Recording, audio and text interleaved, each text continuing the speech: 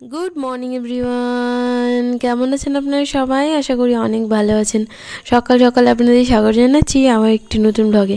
আজকে একটু সকাল সকালে ঘুম ভেঙেছিল, কারণ বাড়িতে আছে পুজো। ওই জন্যই সকাল সকাল গ্রাম থেকে কয়েকজন মহিলাকে মাম ডেকে এনেছিল যে ওই সবজি টবজি কাটার জন্য, কারণ এখন তো পঞ্চক চলছে। আর আমাদের ওই হাতের কাটা কাটা জিনিস ওনারা খাবেন না বা রান্নাবান্না জিনিস খাবেন না।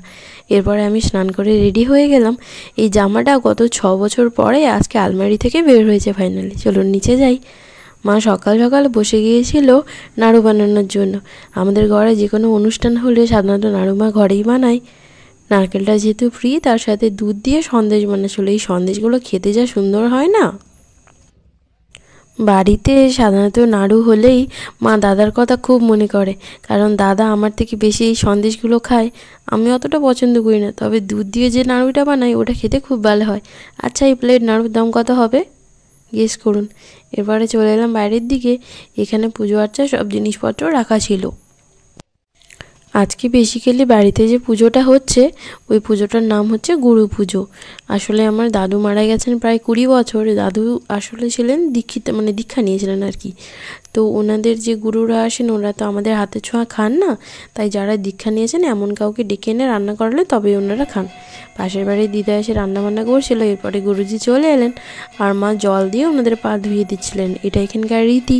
গুরুজি এলেই এমনি করে মাতাজি আর গুরুজি দুজনেরই পা ধুয়ে দিতে হয়।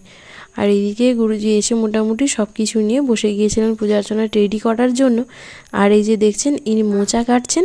অ্যাকচুয়ালি আমি যতবারই দেখি এই পুজোটার স্পেশালিটি বলতে গেলে এটাই, যে ওই মোচার খোলগুলো দিয়ে পুরো ওই আসনটা তৈরি করা হয়।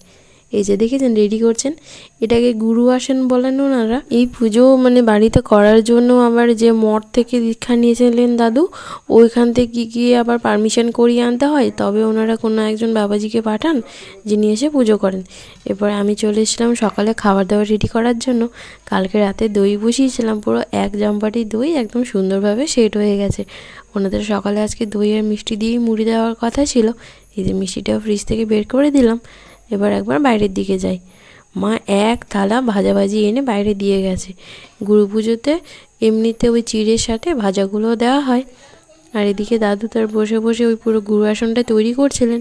এটা রেডি করতেই অনেকক্ষণ সময় যায়। আসলে আমি গুরুজিকে দাদু বলছি, কারণ উনি আমাদের বাড়ি থেকে একটু দূরেই থাকেন। সম্পর্কে উনি আমার দাদুই হন, কিন্তু উনি দীক্ষা নিয়েছেন সেক্ষেত্রে বাকিরা ওনাকে গুরুজি বললেও আমরা দাদু বলেই ডাকি।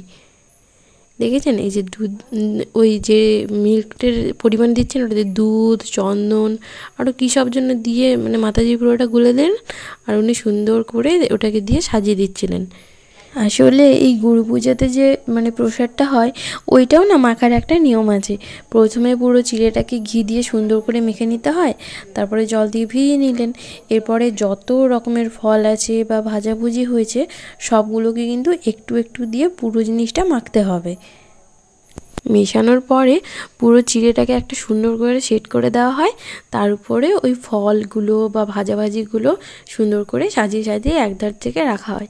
এটা দেখতে এত সুন্দর লাগে না, আর রেডি করতেও বেশ মজা লাগে। প্রত্যেকটা ফল সবজিকে একদম পুরো কুচি কুচি কুচি কুচি করে কেটে সুন্দর করে সাইডে বেশ মাখিয়ে টাখিয়ে রাখা হয়।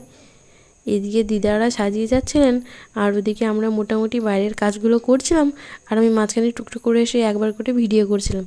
আচ্ছা, আপনাদেরকে প্রথমেই বলে রাখি, আমার গলাটা শুনতে হয়তো আজকে খুব বাজে লাগছে, তার জন্য সরি। কারণ এই শীতকাল আসতে শুরু হলো আর আমার ঠান্ডা লাগাও শুরু হয়ে গেছে। প্রচণ্ড কাশি হচ্ছে, তার সাথে গলা ব্যথা, তার সাথে এরকম ভয়েস ওভার দিতে দিতে আমার যে পরিমাণে কষ্ট হচ্ছে সেটা আমিই বুঝতে পারছি। এই যে এইটা হচ্ছে আজকের পুরো একেবারে প্রসাদের মিলটা এখানেই ছিল। আমাকে দাদু বলেছিলেন যে ওই ধুনোটুকু জ্বালিয়ে দিতে। আমি ওই ধুনোটুকু জ্বালাতে গিয়ে এমন আগুন ধরিয়েছি, একেবারে পুরো সামনের দিকটা কালো করে দিয়েছি। এরপরে পুজো শুরু হলো। ধীরে ধীরে পুজো শেষ হতে হতে প্রায় 1 থেকে 1.5 ঘন্টা তো লাগবেই। আবার এখান থেকে পুজোর প্রসাদ নিয়ে আমাদের যেখানে আগে পুরনো বাড়ি ছিল ওইখানে দিতে যেতে হয়, কারণ দাদুর সমাধিটা ওইখানে আছে। ওইখানে ভোগ লাগিয়ে বাড়ি ফিরলে তবে গিয়ে পুজো শেষ হবে। গুরুজি আগে সবার আগে পুজো করবেন, যেহেতু আমাদের গোপাল আছেন, গোপালের সামনেই গুরু আসনটা করা হয়েছিল। আসলে পুজো হয়ে গেলে ভোগ লাগবে, তারপরে গিয়ে বাকি কিছু কাজ। কারণ আমি ভিতরের দিকে একটু কাজ ছেড়ে আসি, আর আপনারা এখন বসে বসে পুজোটাই দেখুন।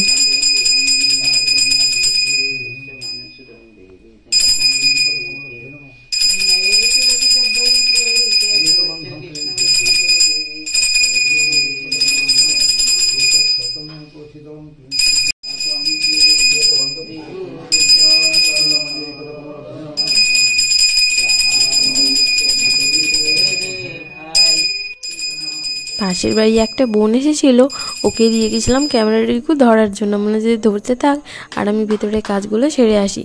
আসলে কী বলুন তো, বাড়িতে হয়তো খুব কমজনই ইনভাইট আছেন, কিন্তু যে প্রসাদগুলো হয়েছে এইগুলো তো আশেপাশে সবাইকে দিতে যেতে হবে, ওই জন্যই এত তোড়জোড়। সব কিছু গুছিয়ে না রাখলে প্রসাদ দিতে যাওয়ার সময় তখন ঝামেলা শুরু হবে।